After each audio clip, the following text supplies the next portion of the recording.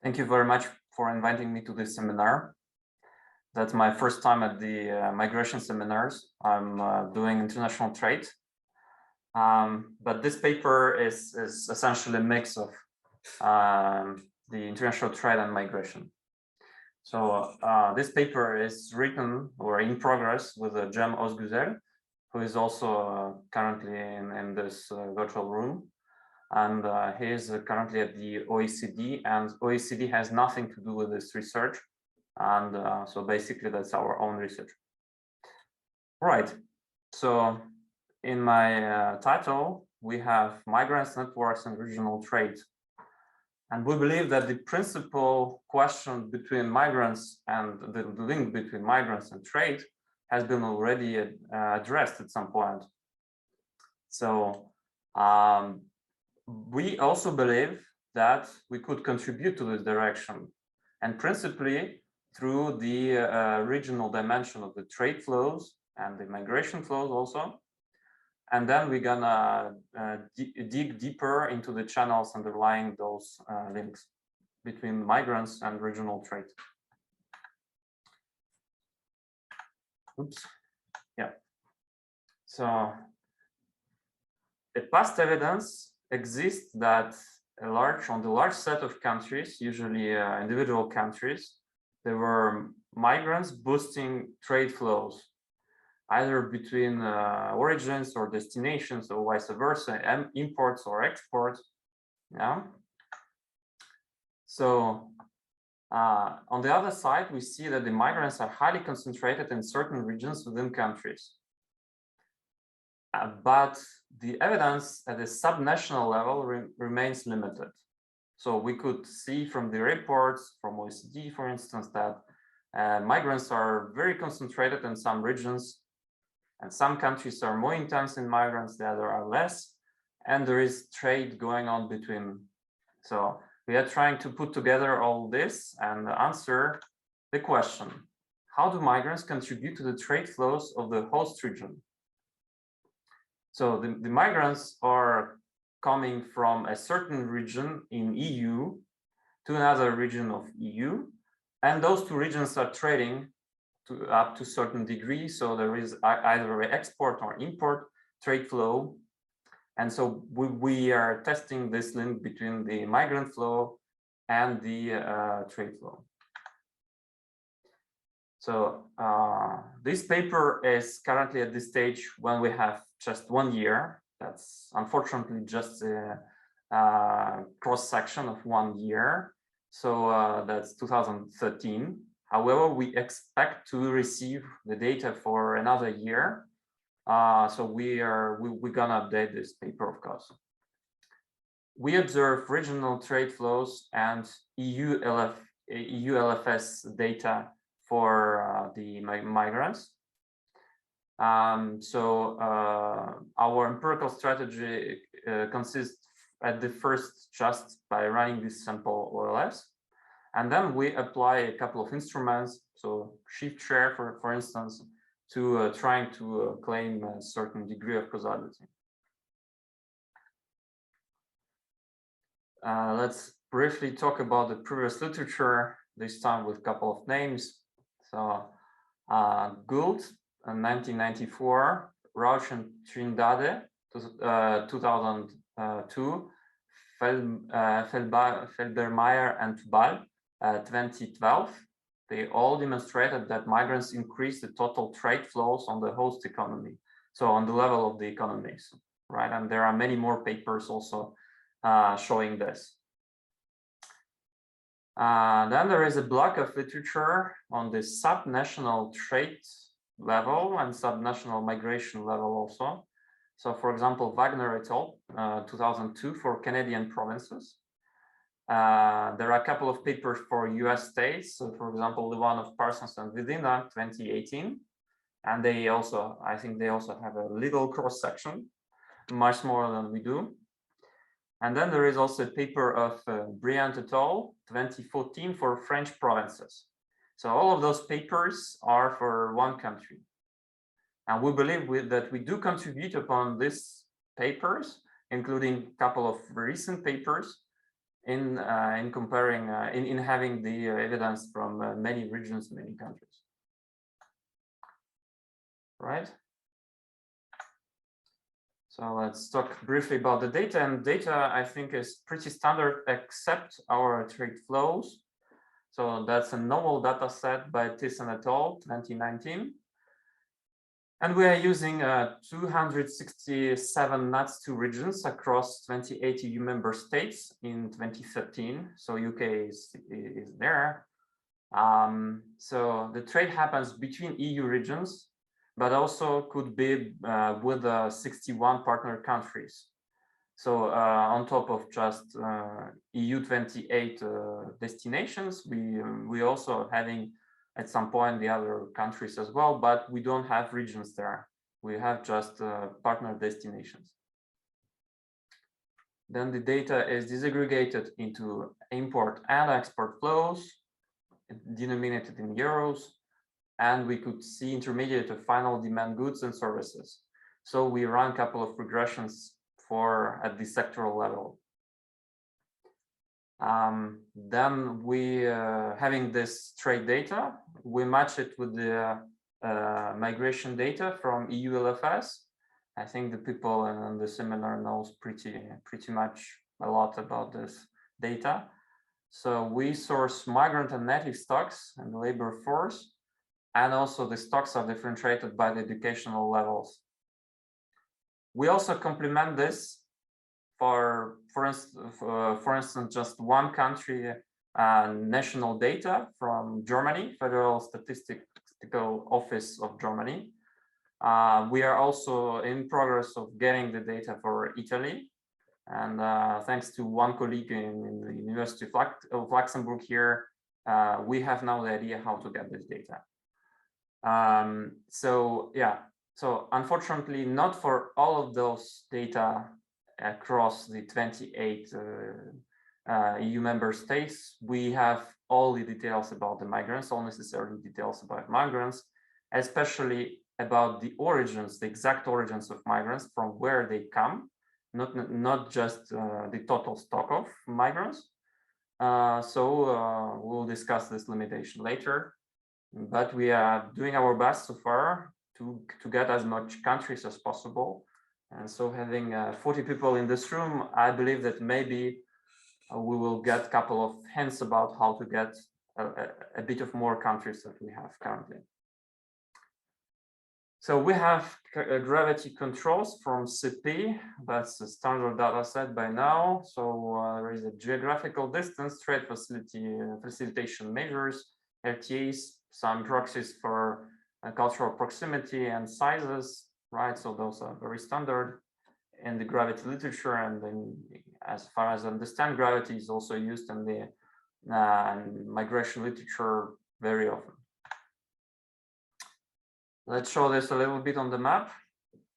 So this is a map of the trade flows for the regions which are at first available in our data, and second, which didn't pose a problem to put on the map. So unfortunately, I was not able. I was preparing this map in a rush. I didn't quite manage to add all the small countries that we have in the data set. So, for example, Luxembourg is unfortunately missing here, but in fact, it is in the regressions. The Luxembourgish data is there. So I need to just more carefully rerun this map. But most of the regions that we use are on this map.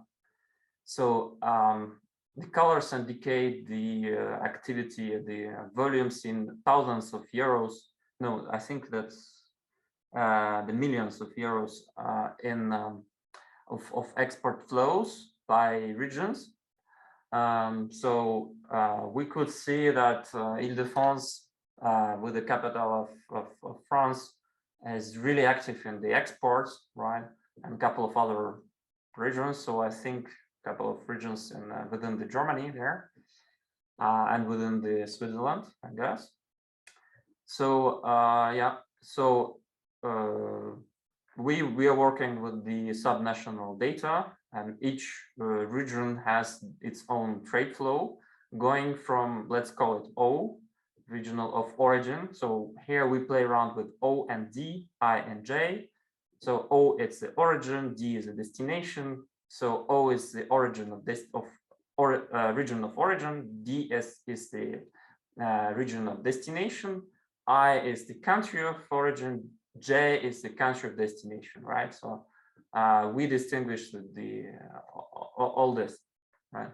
So the two types of trade flows is possible within our data. So either the trade flows between a certain region, I don't know if you could see my mouse.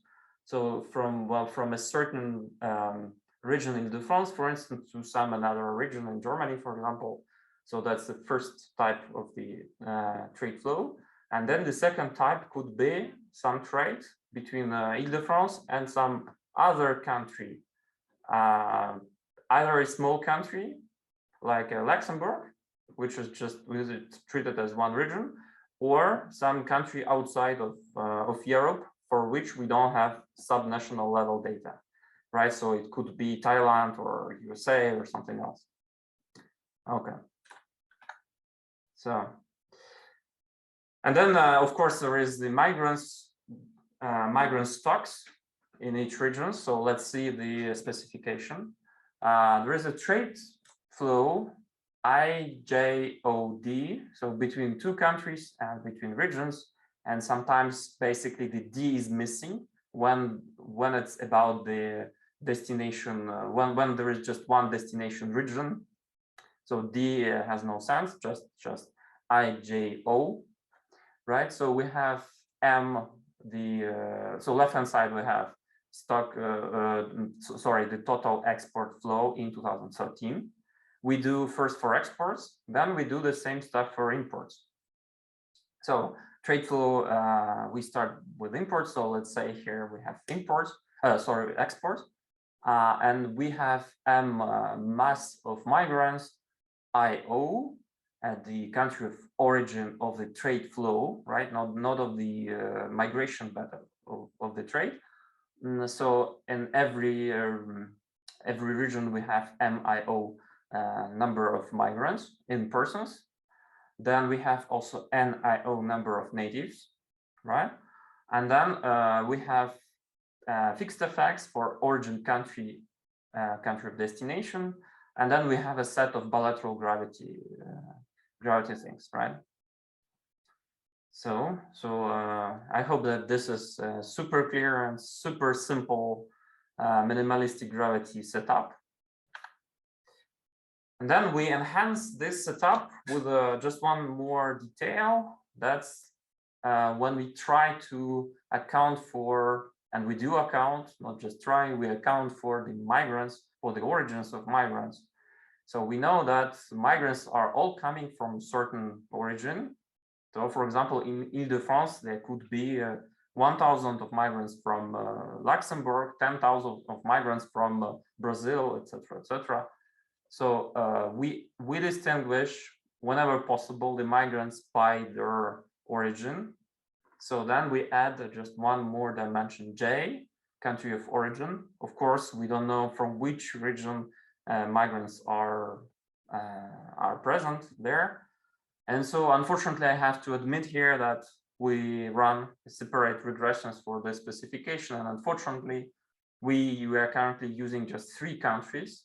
So Spain, France, and Germany, where we are certain about the number of migrants living in a certain regions from certain country. And we are in the progress of adding one more country, Italy. If you have any other data sets in mind that could get us also the details, the breakouts of the migrants by nationalities at the regions in any other countries like UK, for instance, I heard that it might be possible. So please let me know. Evgeny, one small clarification question from Wagner. Yes. So in this case, your independent variable is the migrant stock. So it's just the stock, it's not the share of the population. No, that's a stock. We also tried shares. Currently we have stocks, and we can for natives at the same time. Okay, and using shares, the results are similar. I think they were similar. The magnitudes are different, but in the paper currently we have everything in stocks, but it's easily convertible in shares given that we could just divide by natives. Yeah, because by at natives, some, migrants.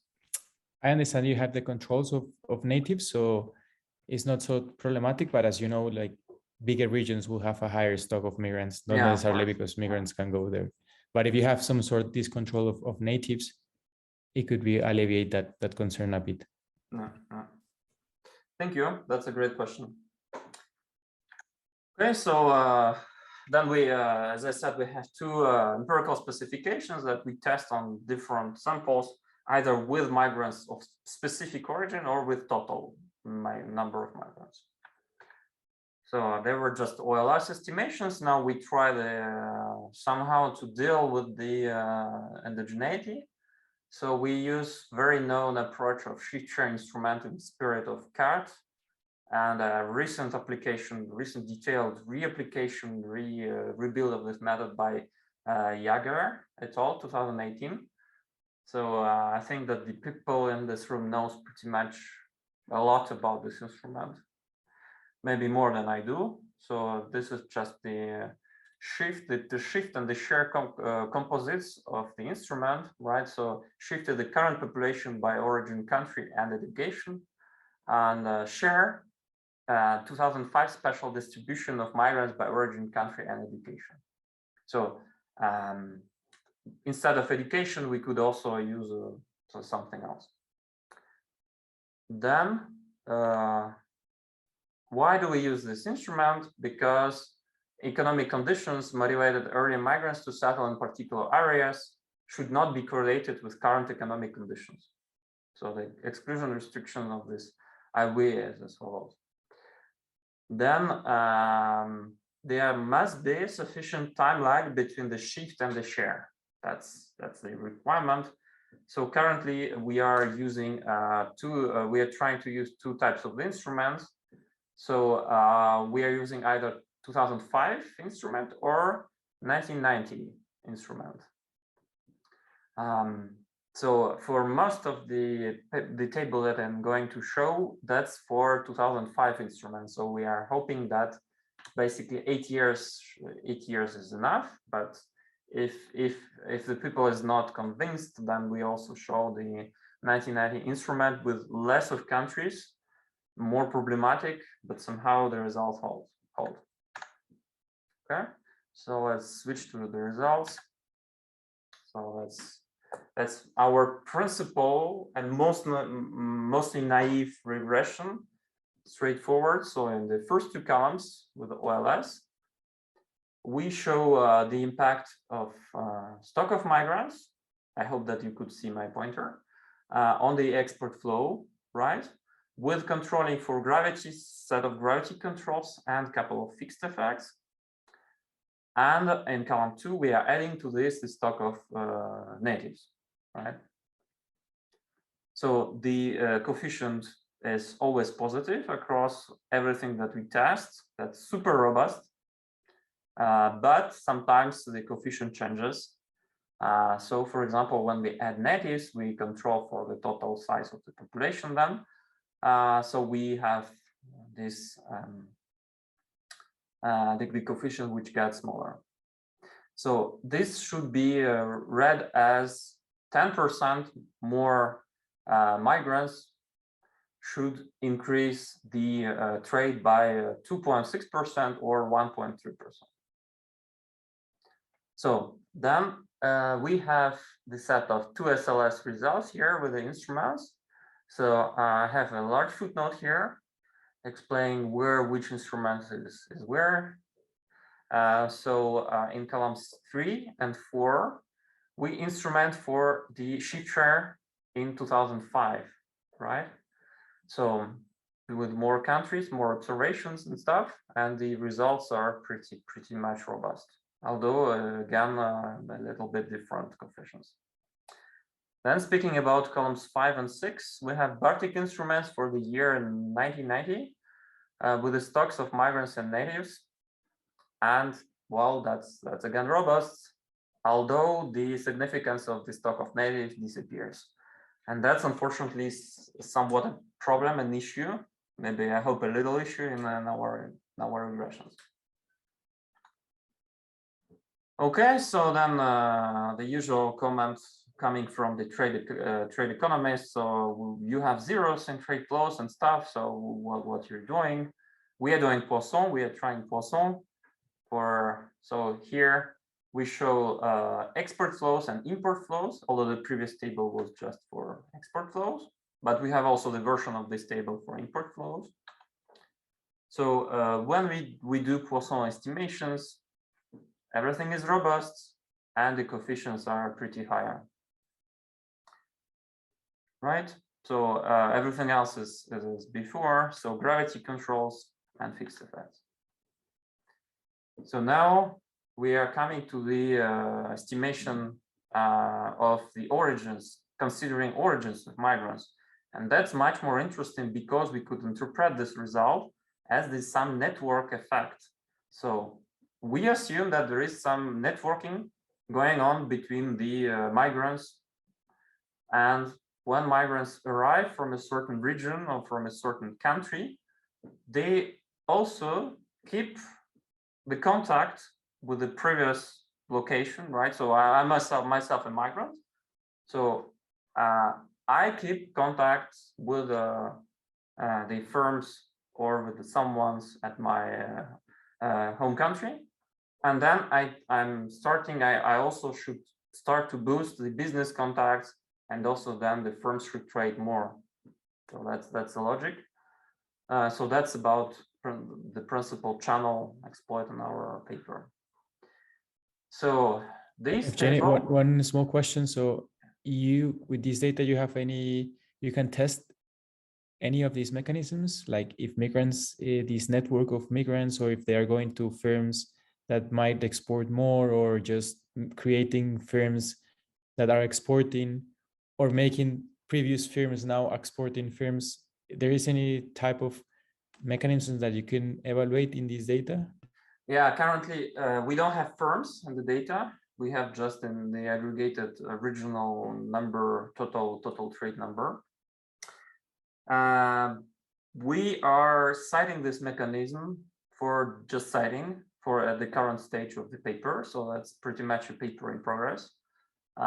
We should probably directly test this from creation or export activities, etc. So that should be the good support to our mechanism. So for that, we should probably use firm level data, something like Orbis data or something like that. Yeah, so that's a feasible. I hope that is feasible future extension. Good. Thank you. Thank you for a great question. So for this table, we have just 3 countries currently. So that's France, Germany, and Spain. Due to the data limitations that I already cited before, so not every country allows to see a lot of the details on which migrants are, in fact, where they come from. Although I believe that they have this information, right? So that deliver some residence permits, right? And so they should know, each country should know, but they don't share. From my perspective of the trade economist, that's a nonsense. So that the governmental offices don't share this data, or they don't collaborate with researchers on that. So if you know some data sets, or someone who could help us to get more countries, so please let me know. Right? So Evgenii, sorry. So maybe that's stupid what I'm going to suggest. I'm more migration economist than trade economist. So because I was wondering if there could be something, within the region which makes it, like more likely to export. So I don't know, like, are you controlling for the economic structure of the region? So I'm pretty sure that the regions which have very high share of employment in industry, they will have a naturally tendency, to export more than the regions which specialize, for example, in services. So are you controlling? No. So we have some controls we have in the data some controls for the regional level characteristics. We have actually a huge number of controls for each region, but we were so far unsure which of the controls are kind of appropriate to be included directly in those regressions. So these tables here don't have such controls. So basically, I'm not going to show any table with the regional characteristics controls, but of course, for next version of this talk, I think I will be giving this talk a couple of months later. We should consider your suggestion, for example, employment in industries, right? Yes. If I may just jump in to answer, also to further add on to that point, given the fixed effects, the variation is coming from the variation in the number of migrants per origin. So what we're capturing here is, imagine you have Île-de-France, where Paris is located, which is a dynamic place. We're comparing whether the trade flows from Île-de-France to China are more than trade flows from Île-de-France to Turkey, because there are more Chinese living in Paris. You see, so the variation is not actually, we're actually comparing within region variation due to the differences in the number of migrants per country of origin. So that should kind of address the fact that if Paris is more industrialized or more dynamic, it should be taken into account. Yeah, but yeah, thank you, John, for helping me to address this question. And so we probably need to try a couple of more controls for regional things. Let's discuss this later. Okay, so coming back to this table, distinguishing origins of migrants. So for 4 countries and knowing all the origins of migrants, so we see that indeed the positive effect of trade persists, but so we are starting to have an issue in column 2, for example, when significant disappears, and that's somehow an issue that we could not yet explain why, but it goes back when we're using the controls, the IVs, right? Okay, so what about some heterogeneity, or comparing some industries, origins, destinations, and stuff? Or maybe let's learn a little bit more about what's going on with the migrants. So the first exercise that we run here is to distinguish exports to EU versus non-EU destinations. And we show that the effects for non-EU are particularly strong. So we simply cut the data sets into parts, so that there is all trades in 1 and 2, of course with 2 SLS, EU to EU trade in 3 and 4, and EU to non-EU in 5 and 6. And the highest effect is basically with the trade to non-EU regions. So we could suggest that it might be due to the fact that basically the migrants are more diverse. The migrants are basically coming from non-EU countries, are more diverse, and they should also induce the higher trade flows. Then the other thing that we're looking at is the high educated migrants, the education level. So we distinguish high qualified migrants. We try different things that we picked up from the literature. So either the share of high qualified migrants in total migrant flow. So that's the columns 1 and 2, controlling for the stock of all migrants. So that was done in a couple of papers. So I don't remember the references, but that was done. Then we try separately the stock of high qualified migrants, stock of low qualified migrants, and the 2 together. And so we see that basically the stock of the high qualified migrants boost trade, and they boost trade more than the low qualified migrants. So basically, low qualified migrants effect doesn't survive the inclusion of the IVs. So we believe that we could basically ignore this significance here. So we having the principal result that with more qualification of the migrants, there will be higher trade. This is pretty much what we expect.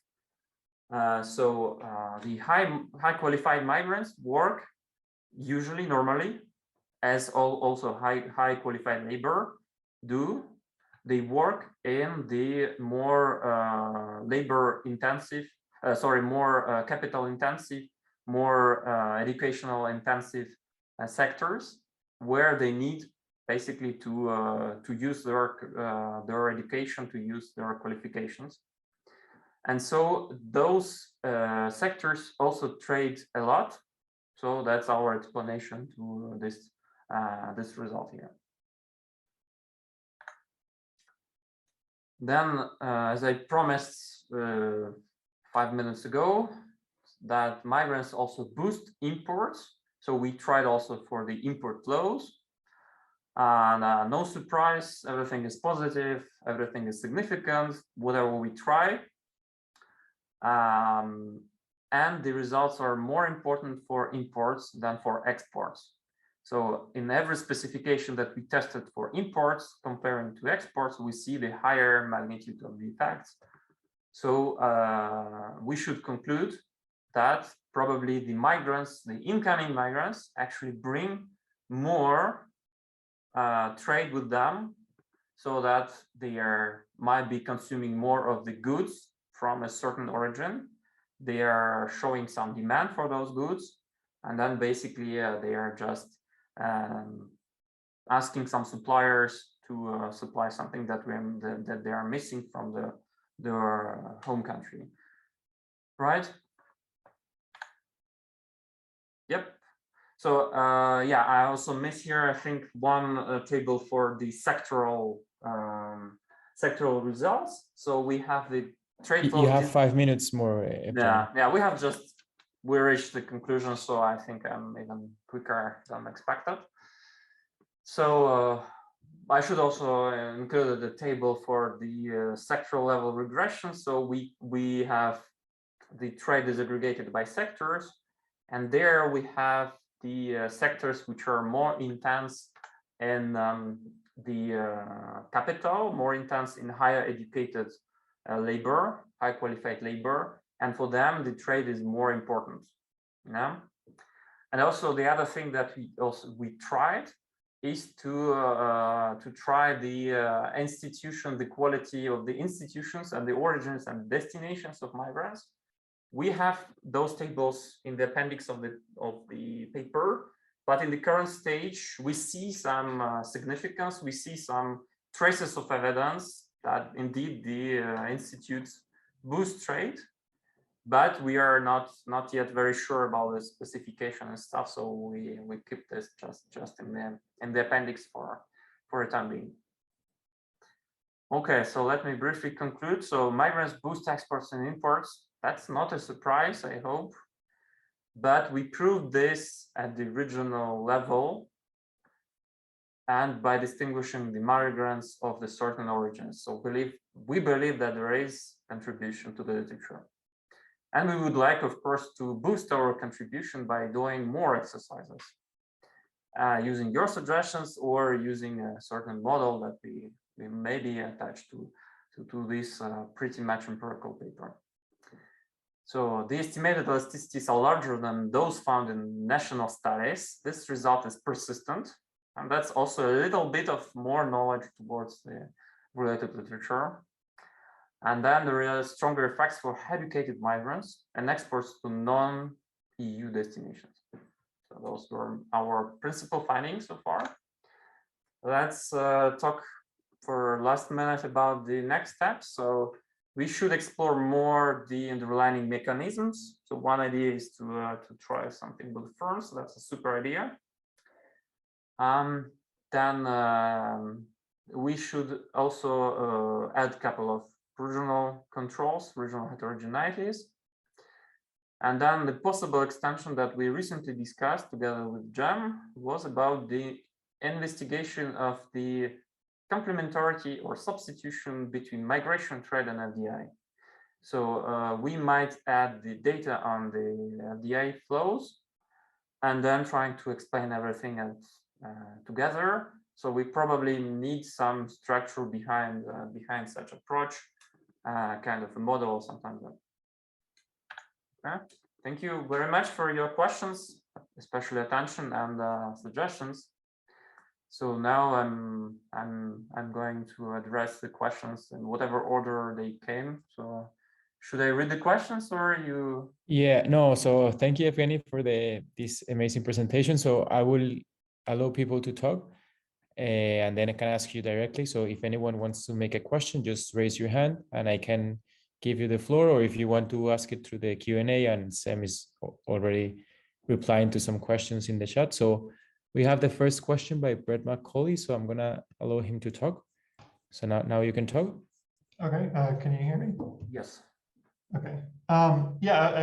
Interesting paper. I was thinking about the fact that you're finding the higher elasticities in some of the other papers in the literature. I'm worried that that could be due to the lower or the fewer fixed effects that you have. Because if I understood correctly, you have 4 subscripts, right? I, J, O, and D, and you control for fixed effects at the country level, but not at the region level. Whereas typically, these studies are controlling for that more, whatever the disaggregated level of trade flows are. And that was found to be pretty important by this paper mentioned in the Q&A, the Burkardi, Shonay, and Hassan paper, where they argued both that, you know, because they use a particular instrument, but also because they control for destination fixed effects, that's why they find actually no effect of immigrants on trade, which I mean is a bit surprising, but that's what they find in their setup. So, you know, I guess that's sort of the unconstructive part of the comment. The constructive part would be the second, what the person in the Q&A said, try out their instrument, which wouldn't have some of the drawbacks of the shift share. And then secondly, I just wanted to add a more constructive point, which is you could, to better ascertain the mechanisms, you could use some of the Facebook data on social connections, which is available at the NUTS2 regional level. I believe the paper that's already been written on this just used, I think, maybe cross-country data. I'm not sure. But so you guys could at least improve upon that by showing mechanism might hold with subnational data. Thanks. Thank you, Brett, for super comments, and both constructive and non-constructive, as you call it, I found really helpful. Thank you very much. So just defending a little bit what we're doing, or maybe not defending, in the sense that, okay, currently we have just 1 year. So if we include the origin region and the destination region fixed effect, so unfortunately, that is just not working pretty good, because there is no much variation left after. So we should maybe first add 1 more year and then try destination or origin region fixed effects. Right. Just one more thing I forgot to mention also is that could you also include country pair fixed effects? Like you obviously can't include the region pair fixed effects, but that might help a little bit with this. Yeah, we could. I think in principle we could. Yeah, instead of country pairs, we are adding bilateral gravity controls instead of those. Yeah, that's an easy thing to try, I guess. Thank you.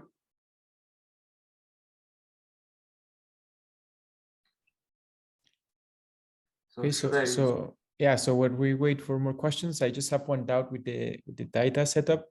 So normally when we have these subnational trade flows, you could have the issue that mechanically some areas that have more access to ports, like, I don't know, Hamburg in Germany, that could have, that they gather most of the exports and imports of the country, are taking all the data. So in this case, you have the information of like differentiating if the export is coming from that region or just you taking from the port of arrival.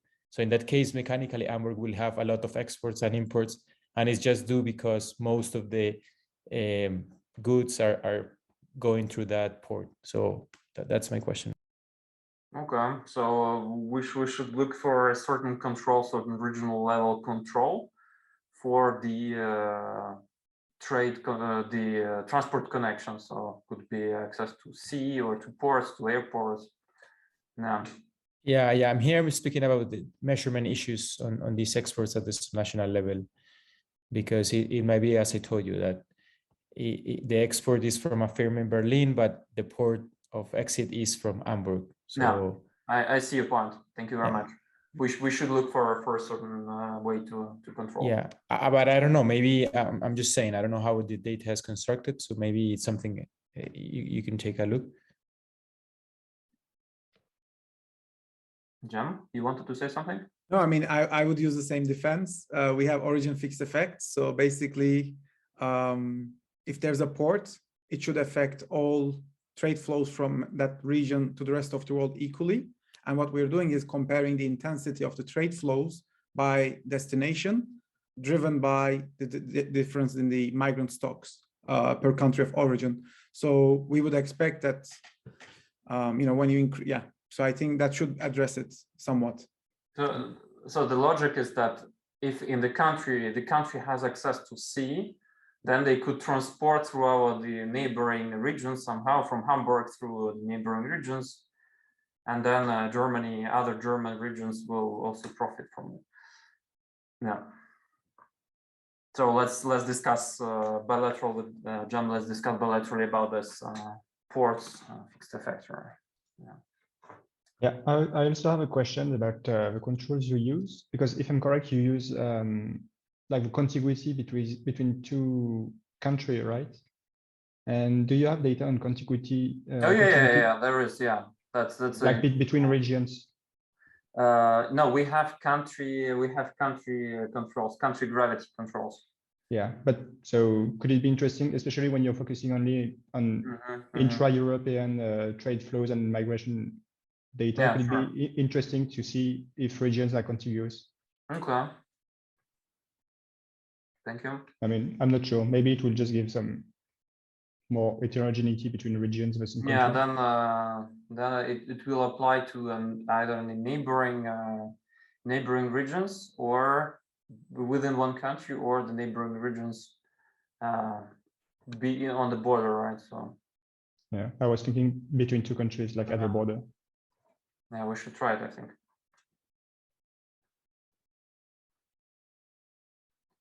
So should I read the chat, or should we wait? We're asked for. No, at the moment there are no more questions, so I will let you know. Don't worry.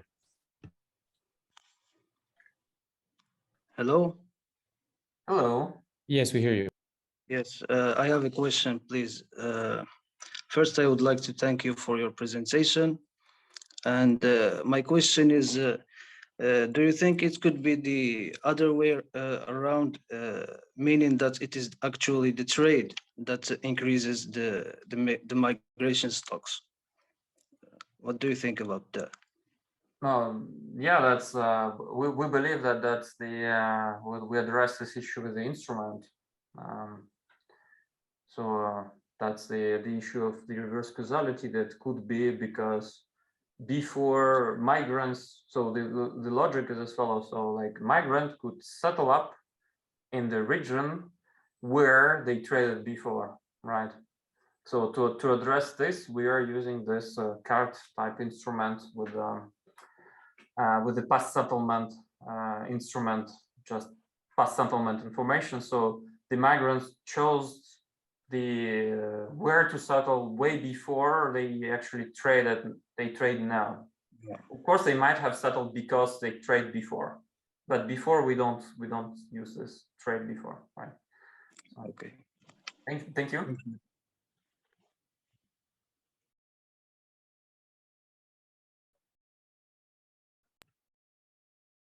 Yes, so I think at the end, if you want, we can just finish like the standard presentation, and then we can keep up with the discussion more Yeah. informally after that. Yeah. Thank you. Can you just unshare your screen? Oh, Evgeny, of course. Yeah, I stopped sharing.